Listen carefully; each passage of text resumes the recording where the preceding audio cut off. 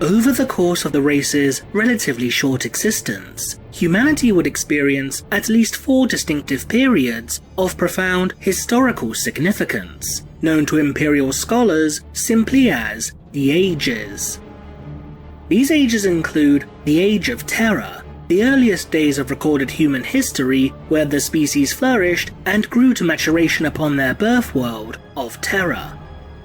The Dark Age of Technology, where humanity began to make unprecedented advancements in scientific expertise and technological power, leading to the colonization of the stars and the development of artificial intelligence. The Age of Strife, which saw massive warp storms erupting across the vast expanse of the galaxy, isolating the various human colonies from one another, leading towards a period of anarchy and conflict, such as the rise of Terra's techno-barbarian warlords.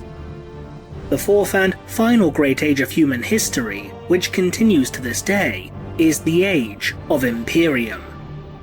This particular era would witness the rise of the godlike being known as the Emperor of Mankind, who would go on to reunite Terra with many of humanity's lost colony worlds, bringing them into the fold of his galactic empire, known as the Imperium of Man. While each of these ages would bear witness to a number of great and important events of their own, many of the specific historical records that chronicled the spans of these eras have since been lost to the annals of time. As a result, it is the events of the Age of Imperium that would receive the largest amount of scholarly attention, due to this period of humanity's history simply having a greater number of records that continue to survive to this day. Some of these events are well known and heavily documented by Imperial historians, such as the civil war known as the Horus Heresy, Gog Vandai's infamous Reign of Blood, or more recently, the return of the Ultramarines Primarch, Rabute Guilliman. But one chronicled event in particular, which occurred during the later years of M33, initially appears to be little more than a footnote in the annals of history. In 831 M33, an event known within Imperial records as the Year of Ghosts took place.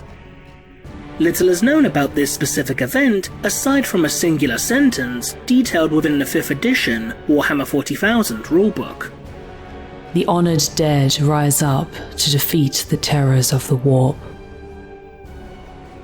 So what specific series of events could this supposed Year of Ghosts have entailed?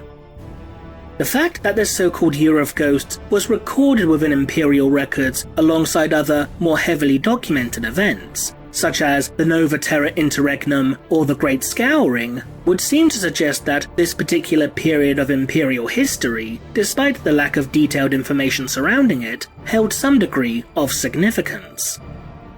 One of the most likely possibilities in regards to what this particular period of time could have entailed is that the Year of Ghosts could have been one of the earliest documented instances of the ghostly warriors known as the Legion of the Damned. Little is known about these mysterious warriors, who take the form of bone-clad, flame-wreathed Astartes, with many theories and hypotheses regarding their origins and as to just what sort of creatures they truly are. What is known with any degree of certainty, however, is that these ghostly apparitions will often manifest within the material realm during situations where all hope seems lost. The Legion will unleash a storm of destruction upon the enemies of man before vanishing as suddenly as they appeared. In more recent years, the Legion of the Damned would lend their aid to Imperial forces in some of the most brutal and desperate battles fought by the Emperor's armies, such as the 13th Black Crusade and the devastation of Baal. According to the 6th edition Legion of the Damned Codex, the earliest confirmed account of the Legion appearing within Imperial records was during the events of the Pyrocataclysm of Villadad Prime, which took place in 006 M40. It was here that Imperial forces would, at least officially, first witness the warriors of the Legion, where they would come to the aid of the severely decimated 122nd Imeldan Regiment of the Astra Militarum, successfully repelling an invading force of traitor Legion Astartes from the warband known as the Flawless Host. However, despite the Pyrocataclysm being the first official encounter that the Imperium has had with the Legion of the Damned, there is evidence to support the possibility that the Legion could have made its first true appearance at an even earlier point in time, quite possibly during the events of the Horus Heresy. Within the novel Master of Mankind, during the war within the Webway, the Emperor would conjure a number of ghostly warriors to aid him and the warriors of the Legio Custodes against a horde of demonic entities led by the demon Draknien. The description given for these ethereal figures would certainly appear, at least initially, to support the notion that these beings did indeed belong to, at the very least, a prototype version of the Legion of the Damned. Shapes raged in the flames, shadows and suggestions doing battle with the demons, their fiery forms indistinct and ever-changing. The fireborn avatars of fallen 10,000, knee-deep in psychic fire and thrusting with lances of flame. The silhouettes of space marines, the betrayed dead of Istvan bearing axes and blades and claws. Half-seen sigils of slaughtered legions obscured by the ash of their blackened armor. It is important to note that the way these ghostly figures were described, as being the avatars of the dead, would certainly appear to correlate with what little we know of the actual events that occurred during the Year of Ghosts, with the dead standing against the horrors of the warp. The idea that the warriors of the Legion of the Damned are ghost-like figures is also supported within the novel The Chapter's Due, where the Legion would come to the aid of the Ultramarines captain, Uriel Ventris. One member of the Legion, however, would still retain traces of his former allegiance. Despite the fact that his armor was partially blackened and wreathed in etheric flame, the armor of this particular legionary still bore legible traces of Ultramarines iconography dating back to the time of the Great Crusade. It is even heavily implied that this warrior was none other than the ghost of the Heresy-era Ultramarines captain, Remus Ventanus. Since it can be argued that the Legion of the Damned first appeared during the Horus Heresy, it would stand to reason that the events of the Year of Ghosts could have involved the Legion in some way, perhaps with the warriors of the Legion manifesting en masse to prevent a demonic incursion that could have potentially overwhelmed the Imperium. This particular hypothesis would appear to be the most logical explanation regarding just what exactly the Year of Ghosts could have entailed.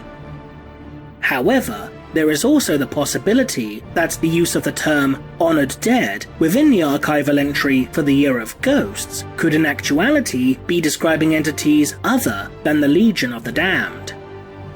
While initially unlikely, this wouldn't be entirely impossible, especially when you take into account that acts akin to necromancy are not a completely unknown phenomena within the galaxy. One such example of a figure displaying some form of necromantic ability is Evrain, the emissary of the Eldari god of the dead, Iniad. Not only were Evrain's powers over life and death instrumental in resurrecting the Ultramarines Primarch Rabute Gilliman, but she was also capable of reversing the effects of the spell known as the Rubric, which in turn reverted a number of Rubric Marines to true life, although she would have them slain shortly thereafter. The energies of the warp are also capable of raising the dead, though such reanimation is often temporary. In addition, there have also been a number of other instances that could only be described as acts of necromancy, with one such example being detailed within the audio drama Eye of Night. The soul of the Inquisitor Vader's Falconet Horst would become bound to the skeletal remains of a Grey Knight Paladin known as Bellicus. The Paladin's long-dead corpse would become reanimated, serving as an undead vessel that would be controlled by the Inquisitor's essence, trapped in a state between life and death. Entities such as zombies have also been documented by Imperial forces on multiple occasions, the most common of which are those that are created as a result of the disease known, appropriately enough, as the zombie plague. This contagion, also known as the curse of unbelief, causes those that become afflicted by the disease to slowly undergo a process of physical and spiritual decay that eventually results in death. A portion of the victim's life force and warp ego will remain bonded to their body long after physical death has occurred, transforming them into shambling, mindless creatures with a hunger for living flesh. The Inquisitors of the Ordo Sepultorum, as detailed within Inquisitor the Thorian faction sourcebook, have noticed certain parallels between the zombie plague and the life support processes of the Emperor's Golden Throne.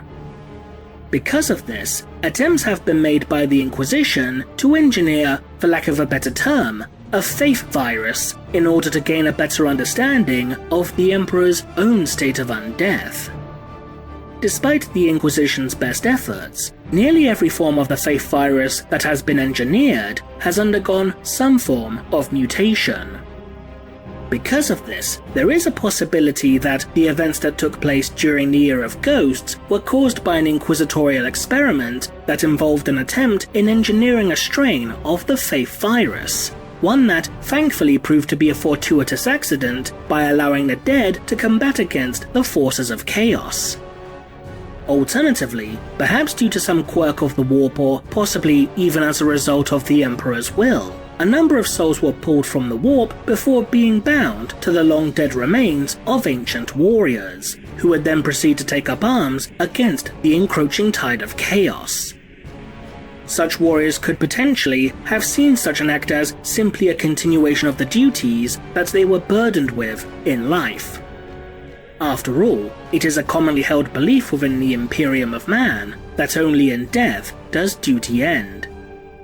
Ultimately, until more information comes to light regarding this mysterious period of the Imperium's history, we may never know for certain. What do you think? Leave a comment below, and thanks for watching.